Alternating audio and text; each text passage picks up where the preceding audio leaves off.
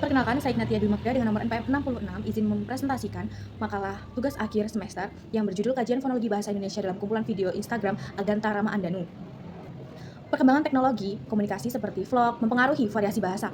Penelitian ini menganalisis video Aganta Rama Andanu untuk melihat perubahan fonologi yang dipengaruhi faktor sosial dan sejarah. Bahasa berperan dalam melestarikan identitas budaya, sementara perubahan bunyi seperti kontraksi dan diftongisasi sering terjadi akibat perkembangan sosial. Selanjutnya masuk ke pembahasan. Bahasa. Bahasa adalah sistem simbol bunyi untuk komunikasi. Yang kedua, video. Video menggabungkan gambar dan suara yang memengaruhi pemahaman pesan. Yang ketiga, fonologi bahasa Indonesia. Fonologi bahasa Indonesia adalah ilmu yang mempelajari sistem bunyi yang membedakan makna.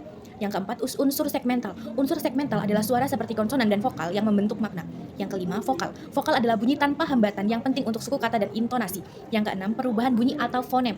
Perubahan bunyi meliputi kontraksi, metatesis, dan diftongisasi. Dipengaruhi sejarah dan budaya. Yang ketujuh adalah kerangka pemikiran. Penelitian ini menganalisis fonologi dalam video Ganta untuk memahami variasi di masyarakat, variasi bahasa di masyarakat.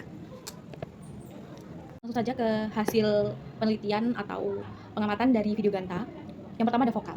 Yang pertama ada beberapa aspek, yaitu bentuk bibir. Pada kata lu yang diucapkan oleh Ganta, vokal termasuk ke dalam vokal belakang karena bibir membulat. Lu.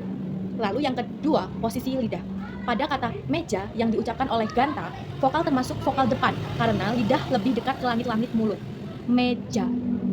Lalu yang ketiga, posisi struktural. Pada kata bola yang diucapkan oleh Ganta, vokal termasuk vokal sedang karena lidah berada di posisi tengah. Lalu yang keempat, tinggi rendahnya lidah. Pada kata sama yang diucapkan oleh Ganta, vokal termasuk vokal rendah karena lidah berada di posisi rendah. Lalu selanjutnya ada konsonan. Yang pertama, hambat letup. Pada kata apa yang diucapkan oleh Ganta, konsonan dihasilkan dengan menghentikan aliran udara sejenak, lalu melepaskannya seperti P pada kata pada. Yang kedua ada nasal. Pada kata Masya Allah, konsonan dihasilkan dengan mengalirkan udara dari hidung seperti makan. Kata bunyi pada kata makan. Lalu yang ketiga ada oral. Pada kata berdusta yang diucapkan oleh Ganta, konsonan dihasilkan dengan mengalirkan udara hanya melalui mulut seperti beh pada buku. Lalu yang keempat ada getar. Pada kata pernah, konsonan dihasilkan dengan getaran pita suara seperti bunyi pada roti. Selanjutnya ada semivokal. Semivokal yang pertama adalah semivokal bilabial. Pada kata warna dihasilkan dengan kedua bibir mendekati satu sama lain tanpa tertutup sepenuhnya, seperti pada bunyi wah. Lalu yang kedua ada semivokal palatal.